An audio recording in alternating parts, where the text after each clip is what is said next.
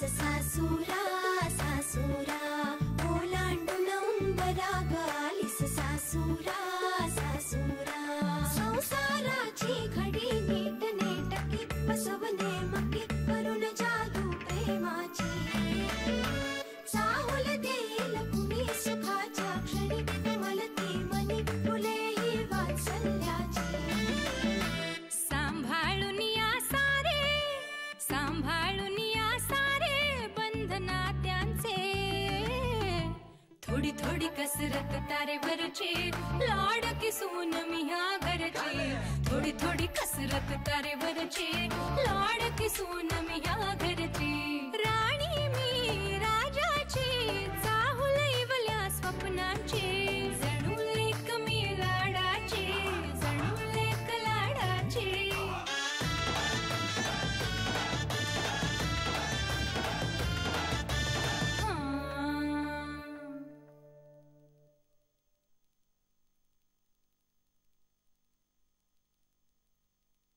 काय ग काय चाललंय? लिस्ट आपण सामानाची यादी करणार आहोत म्हणजे मी करणार आहे तू मला मदत करू शकतोस कसलं सामान? घरातलं किचन मधलं हो पण मग तू का नाही हे म्हणजे ही सगळी कामं ऑलरेडी वाटून घेतलीत ना घरात?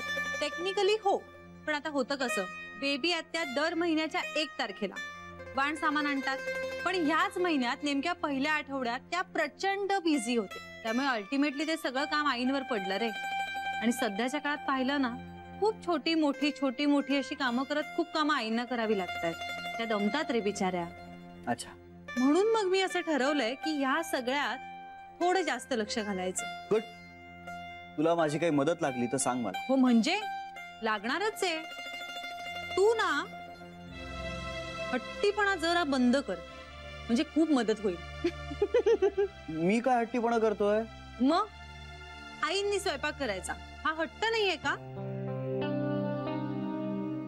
नाही श्री आपल्या घरात खूप माणसं असतात लोकांचं येणं जाणं असतं बरं ड्रायव्हर काका आहेत माळी बुवा आहेत नाही म्हटलं तरी खूप माणसं होतात रे मग जर का आपण बाई ठेवली तर काय बिघडेल आईंना थोडी मदतच होईल ना आराम मिळेल थोडा नाही होणार जानवी ऐक माझं अगं मी आईला ओळखतो मला मान्य आहे की आता या सगळ्या कामांमुळे ती थोडीशी दमतीये मान्य पण अगं ते तिचं ऑफिस आहे तिचं कार्यक्षेत्र आहे दॅट्स हर वर्क प्लेस आणि तिचं मन रमतं त्यात जानवी शील गेट लॉस्ट अगं जेवतानाचा आपल्या चेहऱ्यावरचा आनंद समाधान हे सगळं बघणं हे तिला तिचं यश वाटतं आता हे सगळं जर दुसरीच कोणी बाई करायला लागली तर सेन्स ऑफ अचीवमेंट जाईल तिच्यातलं अरे पण श्री तशा सगळ्याच जणी आळीपाळीने स्वयंपाक करतात म्हणजे आईंच्या स्वयंपाकाची टर्न नाहीये असं बरेचदा होतं ना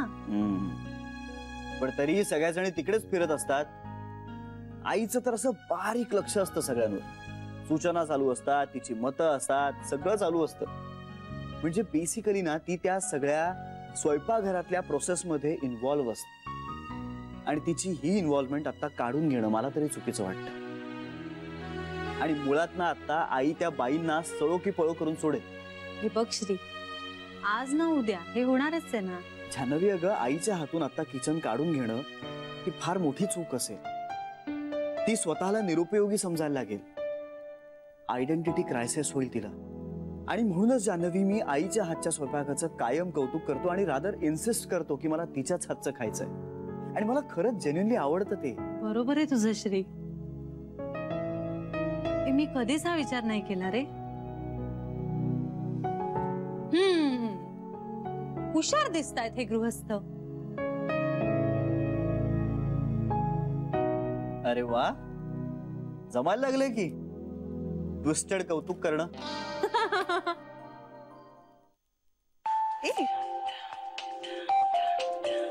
पिंट्या एक 2 मिनिट हो घे ना हॅलो ताई ताई कशी आहेस ही मजेत आहे तू सांग इतक्या रात्री कसा काय फोन केलास सहज बोलायला अरे वा मग बोला बंधुराज बोला अगं काही नाही म्हटलं ना असाच फोन केला अरे हो मग बोल ना नाही झालं. तुझा आवाज ऐकायचा होता फक्त. ए पिंट्या, काय झालंय? काही झालंय का? असा का करतोयस तू? बोल ना. हॅलो हॅलो पिंट्या, ए काय रे? अगं काहीच नाही तसं. तू भेटली नाहीस ना बऱ्याच दिवसात, म्हणून. हो मी येते 1-2 दिवसात तुला भेटायला. पण तू आता बोल ना. अगं काही नाही, साईडा सहज फोन केला होता. चल, रात्र पण खूप झाली आहे. मी फोन ठेवतो, नंतर बोलू आपण. बाय.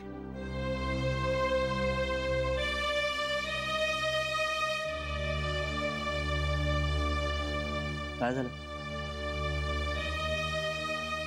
काय माहित, काही बोललाच नाही तो.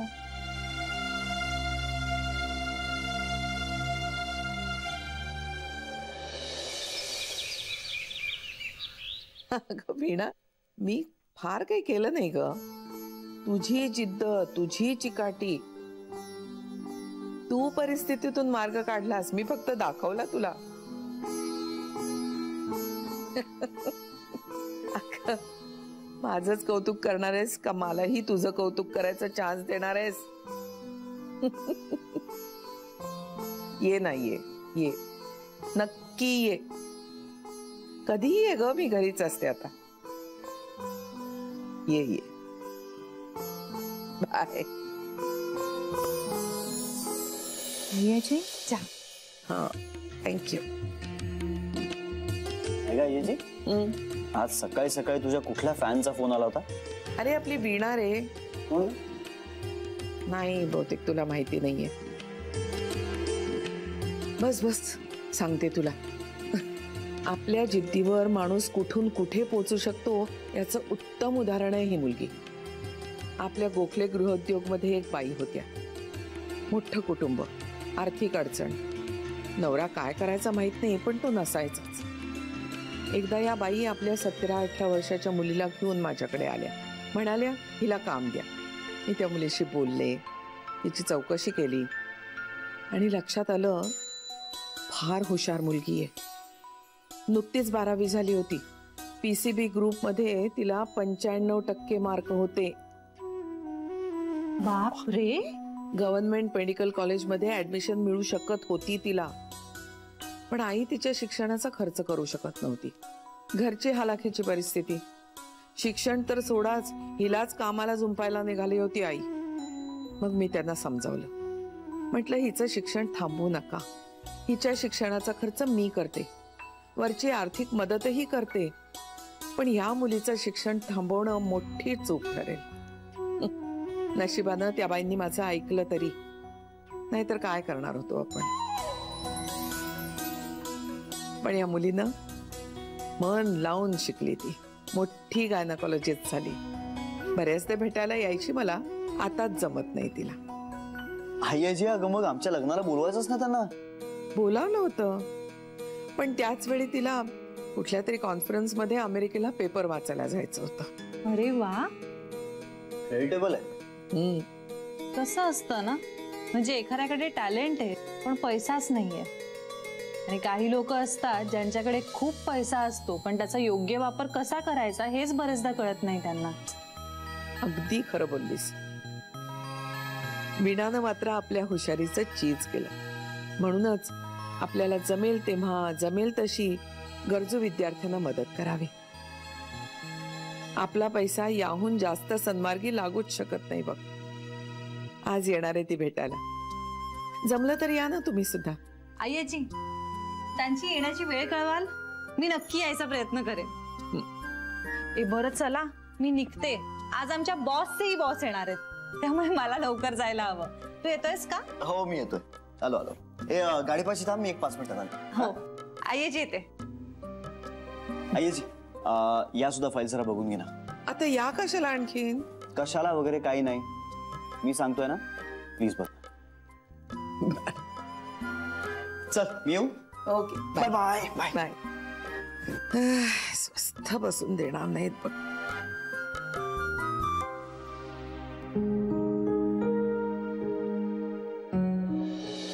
जान्हवीच्या आईंचं माहिती आहे ना तुला. त्या त्यांचंच बोलत असतात, आपलं काही ऐकतच नाहीत. तांदूळ किती घेऊ? प्रत्येकाच्या नावाची एक मूठ घे. पण त्या म्हणत काय होत्या जान्हवीच्या आई? त्यांचं आपलं एकच, हा? श्रीमंत मुलीचं स्थळ बघ. आता तूच मला सांग, श्रीमंत मुलींची स्थळं काय अशी सहजासहजी मिळतात का? म्हणजे असतात ग अशी स्थळं, पण मग अशी श्रीमंत स्थळं त्यांच्या तोलामोलाची स्थळं शोधतात ना. हो बरोबर आहे. आता बघून ठरवून केलेल्या लग्नात एखादी श्रीमंत मुलगी बेताची परिस्थिती असलेल्या मुलाला का पसंत करेल? पण या स्थळाचा विचार करा, असं एखाद्या श्रीमंत मुलीला कशाच्या जोरावर सांगू मी? सरे अगं मुठी मोजतीस ना? विसरले ना ग, परत मोजते आता. प्रत्येकाच्या नावाची एक. आणि सरे तू आपली बरी स्थळं सुचवत राहा त्यांना. हो ना ग, पण त्यांचं ना समाधानच होत नाहीये कशाने. आणि नातं असल्यामुळे असं स्पष्ट बोलता येत नाहीये. पण हे इतक्या पटकन होणारं काम नाहीये. त्यांनी जरा धीरानं घ्यायला हवं. हे बघ, त्यांना म्हणावं ह्या गाठी ब्रह्मदेवानी बांधलेल्या असतात, आपण फक्त निमित्त मात्र असतो. सांग त्यांना. त्यांच्याशी काय बोलणार आणि काय करणार? बोलणं अवघड असतं का त्यांच्याशी? काय चाललंय? पुलाव करणार आहे. अगं तू पुलाव डब्यात नेणार आहेस का रात्री घरी आल्यावर खाणार आहेस? नाही नको, मला ना आज जरा लवकर निघायचंय, त्यामुळे मी निघते आता. निघालीस का तू? हो, आज आमचे सुपर बॉस येणार आहेत, म्हणजे आमच्या बॉसचे बॉस येणार आहेत. बरं मग निघतो. तुम्हाला माझ्याशी काही बोलायचं होतं का? नाही ग, काही नाही, निघतो. नक्की? हो. बरं, येते मी. Bye bye.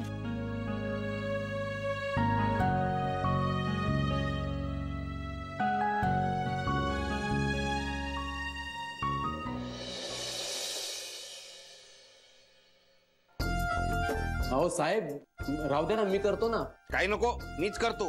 तुम्ही सगळे गुड फॉर नथिंग आहात. साहेब राहू द्या ना, करतो ना मी. अजिबात नको. सर, सर आहोत, काय करताय तुम्ही? कुठे जान्हवी? जान्हवीचा आवाज येतोय. सर मी आहे मागे मागे. जान्हवी, जान्हवी ताई तूच सांग आता. सर या ना खाली. अहो काय करताय तुम्ही हे? काही नाही जान्हवी, जेव्हा गाढव त्याचं काम करणं बंद करतं तेव्हा घोड्याला गाढवाचं काम करावं लागतं, आणि तेच मी करतोय.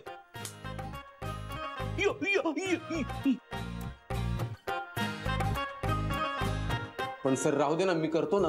अजिबात नको. माझा तुम्हा कोणावरही भरोसा राहिलेला नाहीये. सर अहो पण का करताय तुम्ही हे? कारण ज्या बाईंना या कामासाठी नेमलेलं आहे त्या अजून आलेल्याच नाहीयेत. काय त्यांना वाटतं आपला बॉस बिंडोक आहे, मूर्ख आहे, तो पुन्हा पुन्हा त्याच चुका करत राहतो. आणि ज्या माणसांना जे काम करण्यात इंटरेस्ट नाहीये किंवा जे करायची इच्छा नाहीये अशा लोकांना परत परत पैसे देत राहतो.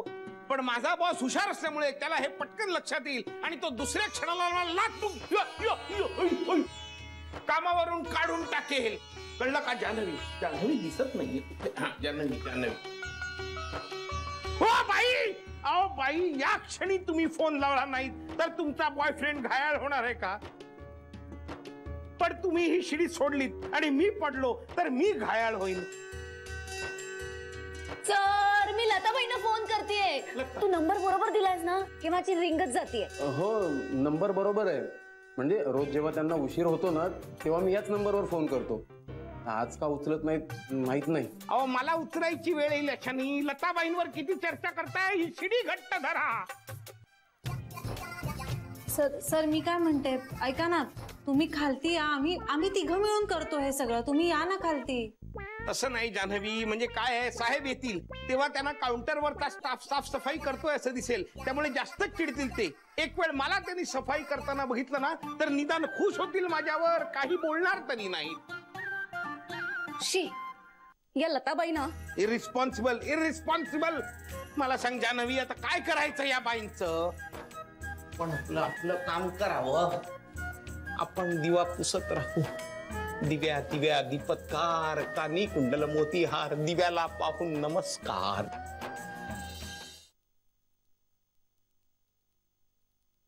नर्मदा, अगो हे काय? आई अहो रद्दी काढते. काय होतं ना, रद्दीवाल्याला सरसकट सगळंच दिलं जातं.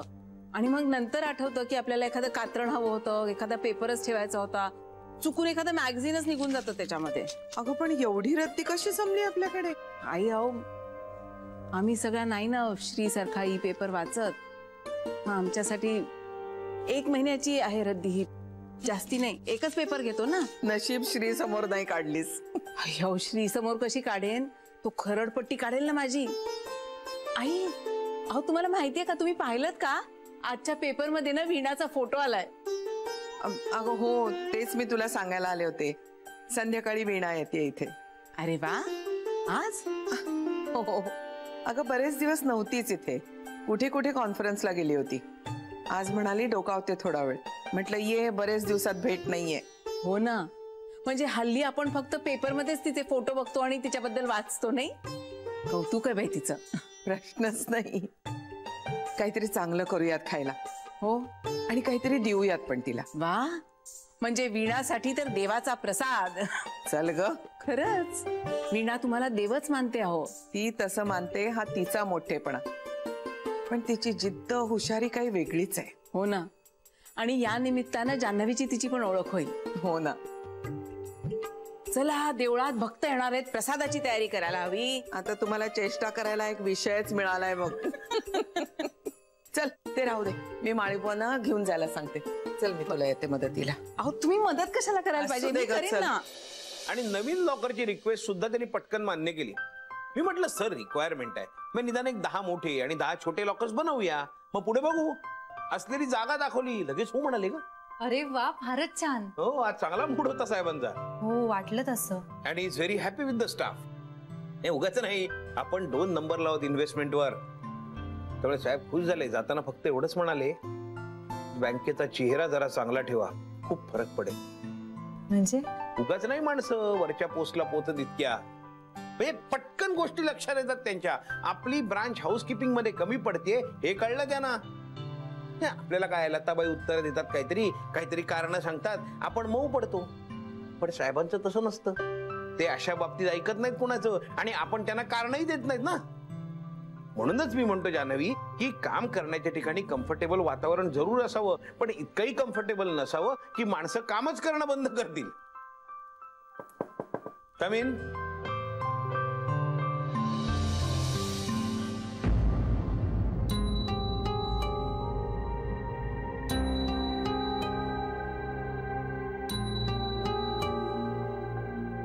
या या या लताबाई या. साहेब. आज इकडे कुठे? साहेब. साहेब आज साहेबच येणार होते, येऊन गेले ना. येऊन गेले, सगळी पाहणी करून गेले आणि नेमकं आपल्या कामावर बोट ठेवून गेले. काय लताबाई, तुम्हाला जरा सूट दिली तर त्याचा गैरफायदाच घेताय तुम्ही. आज इतका महत्वाचा दिवस होता, आज तुम्ही सकाळी येऊन आपलं काम करून टाकायला नको होतं का? पण साहेब, आज मोठे साहेब येणार आहेत, माहित नव्हतं मला. काय संबंध आहे तुम्हाला माहित असण्याचा? काय फरक पडणार होता त्यांनी? का मोठे साहेब येणार आहेत म्हणून खुर्च्या पुसायला तुम्ही घरनं पैठणी आणणार होतात? काम करा, झालं. ही बँक आहे, इथे काय कचरा असतोय का? रेल्वे स्टेशन किंवा गार्डन नाहीये ना, खाण्यापिण्याच्या गोष्टी सांडल्यात. बँकेत कचरा असतो म्हणजे काय? कागदाचे कप्पे असतात, स्टेपलरच्या पिना असतात, यू पिन असतात, बस. अरे एवढंही तुम्हाला करता येत नाही? हे बघा, इतकी वर्ष तुम्ही आमच्याबरोबर काम केलं कारण तुम्ही विश्वासू होतात, तुम्ही काम उत्तम करत होतात, तुम्ही वेळेवर येत होतात. आता तुम्ही वेळेवर येत नाही आणि आमचा तुमच्यावर विश्वासही राहिलेला नाहीये, तेव्हा आता बास करूया. नाही साहेब, मी उद्यापासून येईन वेळेवर. नाही, नको लताबाई, नको. आता या बोलण्यात काही अर्थ नाहीये. आता महिन्याचे 8 दिवस उरलेले आहेत, तेवढे 8 दिवस तुम्ही काम करा आणि मग राहू द्या. आम्ही पुढच्या महिन्यापासून दुसरा कोणीतरी गरजू माणूस बघतो. साहेब, साहेब एकदा येईन वेळेवर. लताबाई, इट्स फायनल, निघा तू.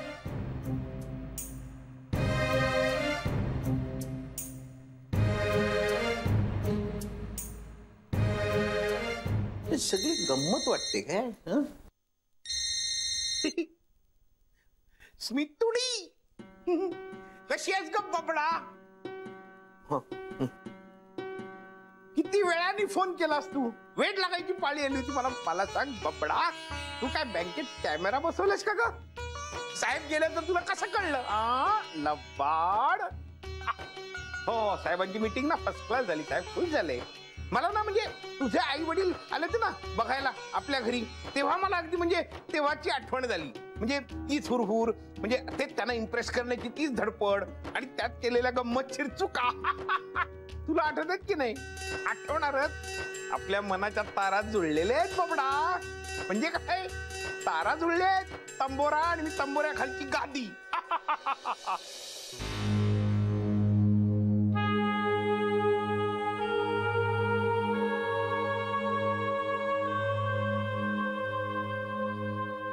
I am sorry Latabai. तुम्ही फक्त एक दिवस वेळेत आलात, आज पुन्हा उशिरा चालात, असं कसं चालेल? आणि अहो, मी तरी किती वेळा तुमचा बचाव करणार? शेवटी मी सुद्धा इथे कामच करते. आणि ह्याच्यापेक्षा महत्वाचं म्हणजे तुम्ही मला तुमच्या बाजूने बोलायची संधीच दिली नाही. आता माझ्या हातात काहीच नाही आहे लताबाई. मी शक्य तेवढं बोलले सरांशी, पण आणखी मदत करणं मला खरंच शक्य नाही होणार. मी मदत मागायला नाही आले ताई. तुमचं माझं काहीच नातं नसून सुद्धा तुम्ही आतापर्यंत खूप मदत केलीत मला. तुमचे खूप उपकार आहेत माझ्यावर, मी कधीच विसरणार नाही ते. हो, इतकंही कुणी नाही करत कधी कुणासाठी, पण तुम्ही केलं. आता माझ्या नशिबात असेल ते होईल माझं.